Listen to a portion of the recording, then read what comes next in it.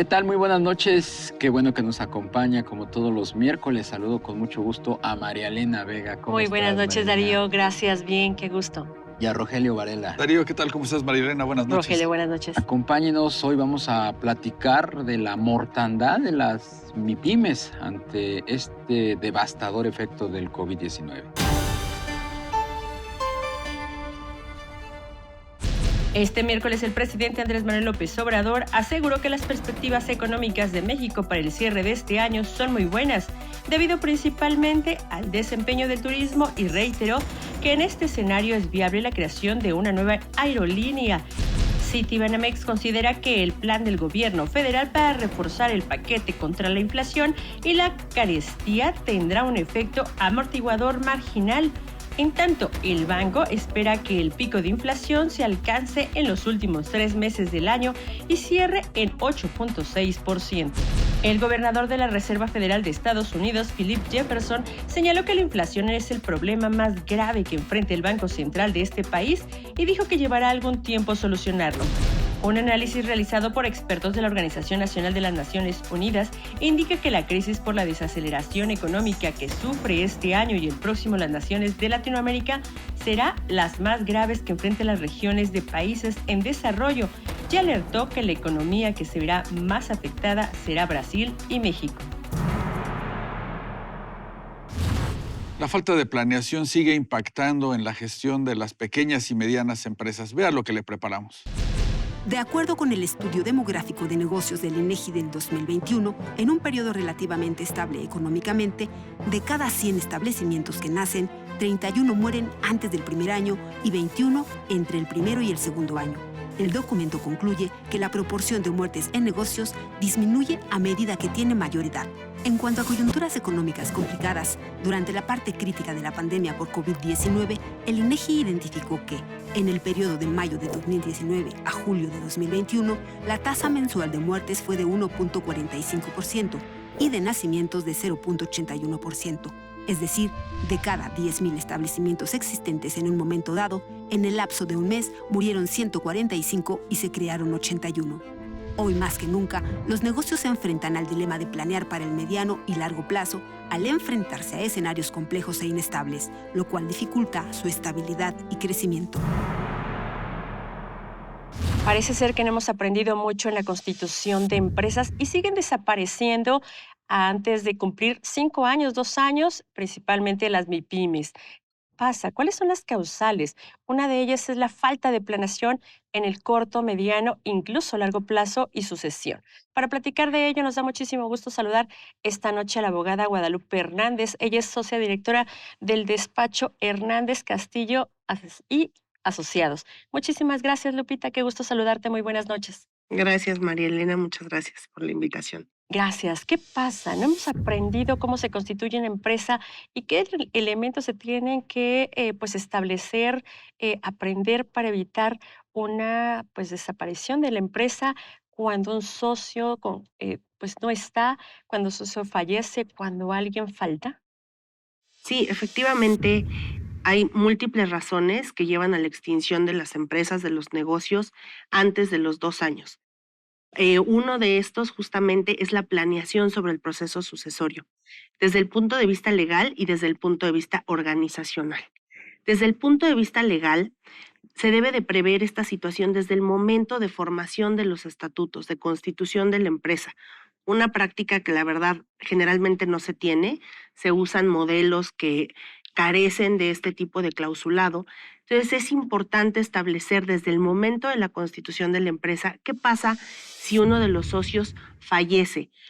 Su sucesión puede entrar y formar parte de esta empresa, o bien la asamblea de accionistas le va a tener que pagar, y si le va a tener que pagar, a qué precio, en cuánto tiempo. Estas son circunstancias especiales que deben preverse desde el punto de vista empresarial dentro de los estatutos de la corporación, y por supuesto desde un punto de vista personal, pues habrá que cumplir con las disposiciones legales en el sentido de otorgar testamento, y ahí poder establecer quiénes van a ser los titulares de las acciones o de las partes sociales que nosotros tenemos en una corporación. Entonces creo que este sería como un primer paso muy importante para poder ir estableciendo el desarrollo de este proceso sucesorio en las empresas que les permita su permanencia a mediano y largo plazo. Guadalupe, me gustaría que nos hicieras una especie como de radiografía muy suscita sobre cómo está integrado el universo de nuestras empresas. Se habla de que la base sobre la que descansa el 70% de la generación de riqueza y de empleo, pues está constituida por esas organizaciones empresariales que conocemos como pymes, pequeñas y medianas empresas. ¿Cuánto representan las MIPYMES de esa gran base? Pues de entrada, como bien lo has comentado, el 90% del Producto Interno Bruto se genera por estas pequeñas, medianas empresas y microempresas. De ahí, la verdad es que prácticamente el 60-70% son microempresas, que nos lleva a diferenciar una de las otras. El INEGI tiene categorizado muy bien, que es el número de integrantes y también los ingresos que estas empresas obtienen. La verdad es que en la mayoría de las microempresas se constituyen por 2 socios y entonces únicamente tienen de estatutos a 2 socios. Ahora, por ejemplo, con la pandemia, que era algo que platicábamos, si alguno de estos socios llega a fallecer, por disposición legal, la sociedad en ese momento se extingue porque necesitas más de un socio. La recomendación sería, aunque fuera tener participaciones sociales pequeñas, incluir, ¿por qué no?, a un tercer socio desde el punto de vista legal. Y desde el punto de vista organizacional, aunque sea una microempresa, tratar de que sí se dé una gestión corporativa, que el consejo se reúna de manera frecuente y que también hay un proceso de sucesión, no solo desde el punto de vista de estatutos, como ya lo comenté, sino de preparación, como sucede en las medianas y grandes empresas, en donde, bueno, tú vas preparando a ese sucesor que para que conozca el negocio, para que lo conozcan los empleados y en ese sentido se pueda garantizar la permanencia de la corporación en el mediano y largo plazo y el crecimiento, ¿no? Que puedas pasar de ser una microempresa a una pequeña empresa. Claro. Guadalupe, también con la pandemia, pues desafortunadamente cerraron muchas empresas, miles de empresas. ¿Qué tan sencillo es un proceso de liquidación o de disolución de una sociedad anónima en nuestro país? Si bien hubo reformas recientes para tratar de hacerlo más expedito, la verdad es que es un proceso complejo porque hay que nombrar a un liquidador, es decir, la persona que antes administraba, ahora se llama liquidador, y va a tener como objetivo justamente el pagar deudas y el vender los activos de la empresa y poner, digamos, las cosas en orden con los trabajadores y sobre todo con el Servicio de Administración Tributaria en materia de pago de impuestos. Claro. Hay que cerrar estados financieros finales, por muy pequeñita que sea la empresa, hay que cerrarlos, publicarlos.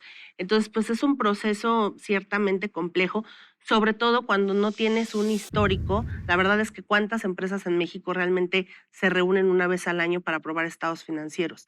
Es mínimo. Solamente esto se da o cuando la van a vender o cuando va a entrar un socio nuevo, ¿no? Por alguna coyuntura dicen, oye, vamos a aprobar los estados financieros desde la Constitución hasta ahora, y entonces todo eso va complicando el proceso de cierre, ¿no? Ciertamente. Guadalupe, ¿qué tendría o cuál sería tu recomendación? ¿Qué se tiene que hacer o qué se tiene que prever desde que se constituye una empresa en México para que verdaderamente tenga fundamentos sólidos, suceda lo que suceda internamente?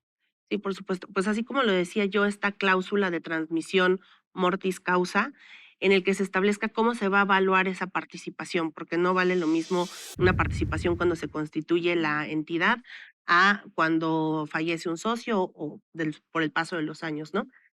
Cómo se va a evaluar, cuándo Sin se va a importar que pagar, sea muy chiquita la sin empresa. importar que sea muy chiquita, porque hasta en las empresas más pequeñas, en este tipo de momentos es cuando se dan pues la discordia sobre cuánto vale, quién se la va a quedar. Entonces, que esta disposición sea muy clara y sobre todo durante el proceso de vida de la corporación, que se trate de institucionalizar, es decir, que se hagan reuniones, que se aprueben estados financieros, aunque sean muy pequeñitos, pero de manera anual y que se vaya viendo justamente incluso dentro de los propios trabajadores que forman parte de esa pequeña corporación, quién podría ser un sucesor adecuado, ¿no? ¿A quién podríamos dejar como administrador con independencia de quién tenga la tenencia accionaria. Yo creo que estas serían pues pequeñas acciones que ayudarían muchísimo a la supervivencia de los negocios. Guadalupe, ¿nos podrías decir qué pasó, si es que tú sabes y tienes antecedentes de lo que aconteció en estos 2 últimos años de pandemia, en donde desafortunadamente, pues muchas empresas, o más que empresas, muchos empresarios murieron, Así es. microempresarios murieron por la pandemia de COVID? ¿Qué pasó con esas MIPYMES, con esas microempresas? Pues, estrictamente dejaron de existir. La verdad es que muchas de ellas quedaron en un limbo, justamente por no entrar en todo este proceso legal que se requiere. Las dejaron dormidas, es decir, vamos a empezar a declarar en ceros y, pues, ya cuando pasen 5 o 6 años veremos qué se hace. Y el negocio como tal, siguió operando a través de otra figura jurídica, ¿no? Eso por un lado. Y en otros casos, O sea, pues, se creó otra razón se creó otra social razón para social mantener el negocio en para marcha. exactamente. Ujú. Y por otro lado, se generaron muchos litigios por el tema de saber quién iba a cuánto se iba a evaluar una parte social, en cuánto tiempo me la iban a pagar. Entonces, pues, se generaron conflictos también dentro de las sociedades que necesariamente afectaron la operación de las mismas. ¿Qué instituciones hay que recurrir desde un inicio? Notarios, testamentos, abogados. ¿Cuál es lo recomendable, Lupita? Pues sí, idealmente los estatutos se van a, bueno, por Ministerio de Ley se tienen que protocolizar ante fedatarios públicos, ya sean notarios, corredores. El testamento también se otorga ante fedatario público y estas reuniones, ya sea de asamblea, ya hablemos de asamblea porque las sesiones de consejo ya son para empresas un poquito más avanzadas, pero estas sesiones de asamblea de socios se pueden formalizar en un libro tal cual, en donde en una junta, como estamos ahorita nosotros, se toman ciertos acuerdos, se levanta una minuta y se firma con los presentes. Si esto se va teniendo como un hábito de institucionalización corporativa, de verdad que facilita muchísimo para también esos sucesores que se van a integrar a posteriori a la corporación, porque ahí les dejas la historia, ¿no? De qué acordaron, qué capital se aumentó, etcétera. Eso también lo vemos en el despacho. Sucesores que entran a la corporación y dicen, es que no tengo ni idea ni de cuánto es el capital actual o quién es el apoderado, ¿no? Porque no existe esta historia. Ya, pues muchísimas gracias, Guadalupe Hernández, socia directora del despacho Hernández Castillo, asesores empresariales. Gracias por estar esta noche aquí en Índice Económico. Muchas gracias a ustedes. Gracias, Gracias, Guadalupe. buenas noches. Gracias. Sin duda, el efecto de este COVID-19 pues agarró de por sí desprevenidos a muchos microempresarios que pues tienen el gran problema, ¿no? La falta de institucionalidad de sus propios negocios, ¿no? Sí, el vivir en el día a día, desafortunadamente, pues descuidan temas que pueden ser relevantes, pues cuando falta un socio o bien cuando tienen problemas fiscales, ¿no? De ahí viene la falta de, pues, de asesoría que se tiene en el país, la falta de cultura Y desde que las necesitan. universidades y que se necesitan cómo abrir, cómo crear y cómo seguirle dando pues desarrollo y crecimiento para sostener los negocios en México, Darío. Sin duda, por eso es importante el acompañamiento de los expertos, las asesorías.